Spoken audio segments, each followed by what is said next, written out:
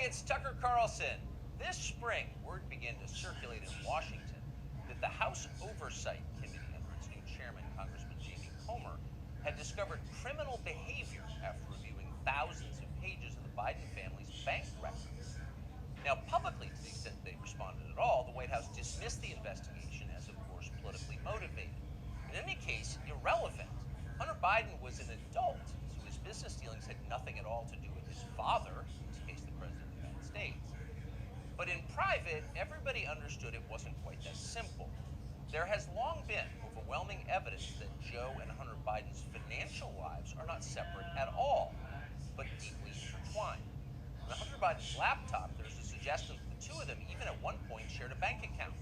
And of course, Hunter Biden wrote himself that he kicked back cash from his foreign business deals to his father. He wrote that bitterly.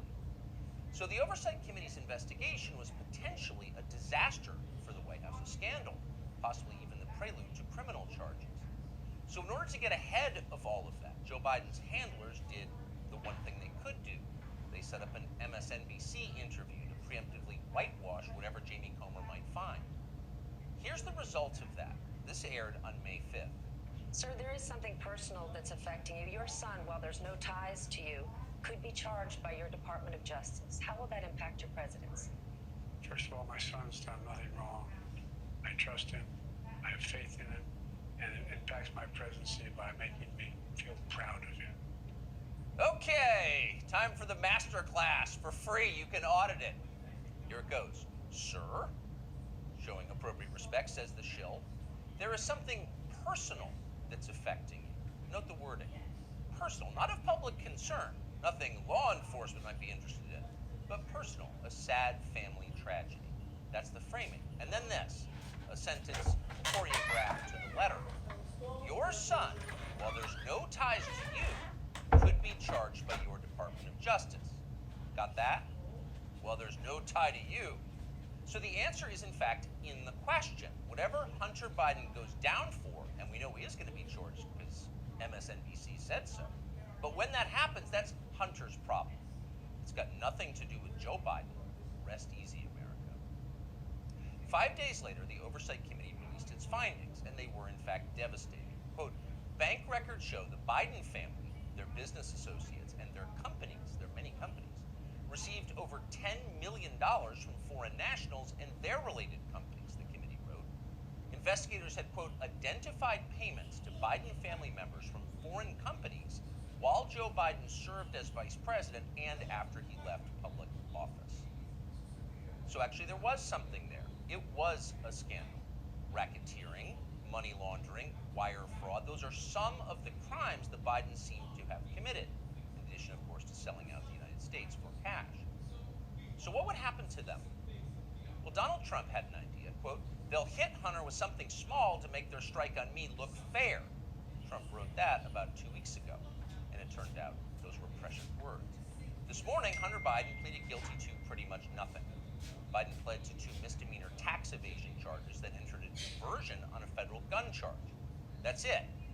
As far as Merrick Garland's Justice Department is concerned, Hunter Biden is done. There was no pre-dawn raid carried live simultaneously on CNN.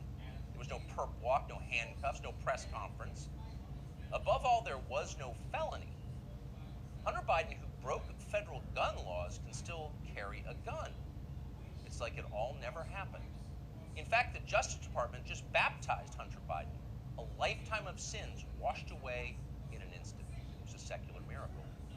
Most miraculous of all, Hunter Biden somehow escaped a FARA charge. FARA is the Foreign Agent Registration Act, and it is exactly what its name suggests. Under federal law, if you are acting as an agent of a foreign nation in Washington, you are required to register with our government to let everybody know.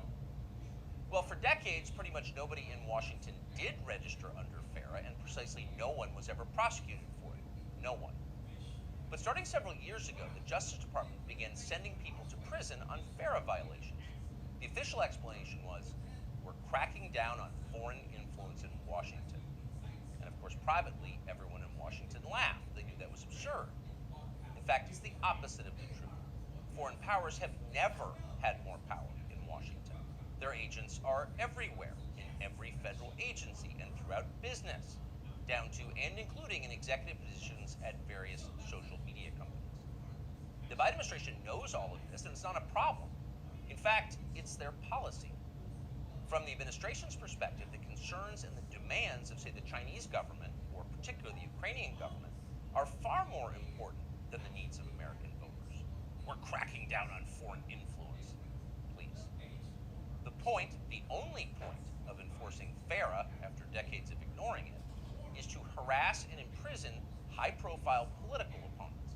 Trump donor Elliot Broidy pled to a FARA violation a few years ago. So did Trump campaign manager, famously Paul Manafort. He went to prison. Last year, the DOJ went after Trump confidant Steve Wynn under FARA. But in the end, the Biden administration overreached so comically that the whole thing was thrown out by a judge. But they tried. So as long as they're trying, if it was a fair system, Hunter Biden would be first on the list of those next to be charged with a FARA violation. In fact, many of them. Hunter Biden was a foreign agent. He never registered as one. But for years, that's exactly what he was. He sold access to his father and other lawmakers to the Chinese and the Ukrainians and countries throughout the world. There's no debate about that. The FBI has known about it for years. For years, they've had possession of Hunter Biden's laptop. But they didn't charge him for it today. They never will. Why? Well, you know the answer. Hunter Biden has good genes. A more interesting question, though, which is another question the feds will never consider, is what does Hunter Biden do for a living now? This is a man with no obvious job and, of course, zero skills. He spent midlife smoking crack. Yet somehow he's managed to live pretty well despite rising inflation. He's been living in big houses in the costliest residential neighborhoods in the world. He's been paying his stripper baby mama 20 grand a month in child support. And he has retained a team of the most expensive lawyers in the country who spend quite a bit of time sending threatening letters to anyone who asks questions about how they're being paid. We can confirm that firsthand. So again, what does Hunter Biden do for work? That's a fair question. Tonight we have the answer. For years, Hunter Biden was an influence peddler. Now, Hunter Biden is a self-actualizer. He self-actualizes for a living. He gets in touch with himself, his feelings, and he follows his muse. Here he is explaining his new vocation in a 2019 ABC News interview. This is new. Yeah. Studio. Yeah. But now he's opening the doors to a place never captured by a paparazzi's lens. His refuge, an art studio where he finds solace in painting. What's the goal eventually? No goal. That's the perfect part about it. It's just, it literally keeps me sane. His refuge, far from the paparazzi's lens. In other words, we're not the paparazzi, we're ABC News. What's the goal of this? Your refuge. There's no goal, he says, grinning with those fake teeth. It just keeps me sane. But actually, there was a goal. And if you didn't know what a virtuous person Hunter Biden was, you might think it looked a lot like money laundering. 2 years after that interview, Hunter Biden was selling prints of his art. And to be clear, just the prints, not the, quote, art itself, but effectively photocopies of it for $75,000 a pop. Apparently, Hunter Biden moved 5 of these repros in just days. That's $375,000 in less than a week for signing copies of your fake art. As for the paintings themselves, childish self-indulgent blots, those sold for $500,000 a piece. So the question is, who bought them and why? It'd be interesting to know. There's a story there for sure, but of course we have no right to know. There's no public policy implication. It's not like Hunter Biden's finances have anything to do with his father's finances. Meanwhile, once his father did become president, corporate publisher Simon & Schuster lined up as well to pay Hunter Biden's bills. According to news reports, Simon & Schuster gave Hunter Biden millions of dollars for his highly selective account of his wholly unaccomplished life. And then the publisher lined up brainless celebrity endorsers like Dave Eggers and Stephen King to promote it. King, who apparently will say anything if it helps the party, called Hunter Biden's silly manuscript a, quote, harrowing and compulsively readable memoir. Then Stephen King described Hunter Biden himself as beautiful. Needless to say, the book sold miserably, but Hunter Biden got to keep the millions, and that was the point. And so on. This kind of thing apparently happened a lot. Again, there seems to be a story here, and we think it's probably worth learning a lot more about it and bringing it to you. In the coming weeks, we will. In the meantime, though, the question is, what can we learn from Hunter Biden's plea deal today?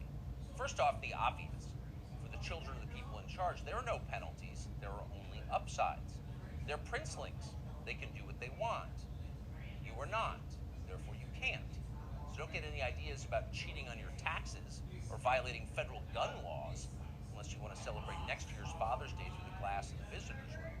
The rules definitely apply to you, including rules you don't yet know exist. But there is also a deeper lesson here, a more disturbing one. What we're watching through Hunter Biden's life and through the Biden administration now entering its third year is the total inversion of virtue. What was once considered admirable is now derided as stupid, if not racist. That would include achievement, intelligence, honesty, self-control, humility. Those are features of the old America. Those were yesterday's virtues. They are gone.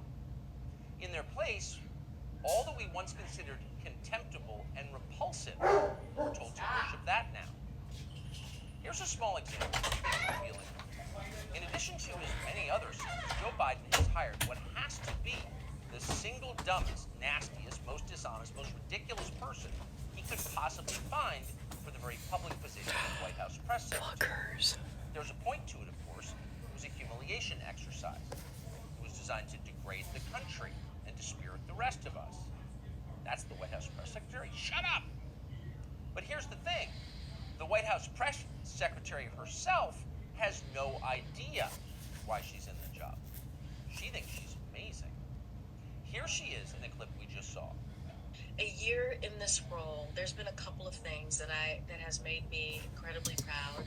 Many things have made me incredibly proud to be at that podium during this historic moment. Again, this is a historic administration.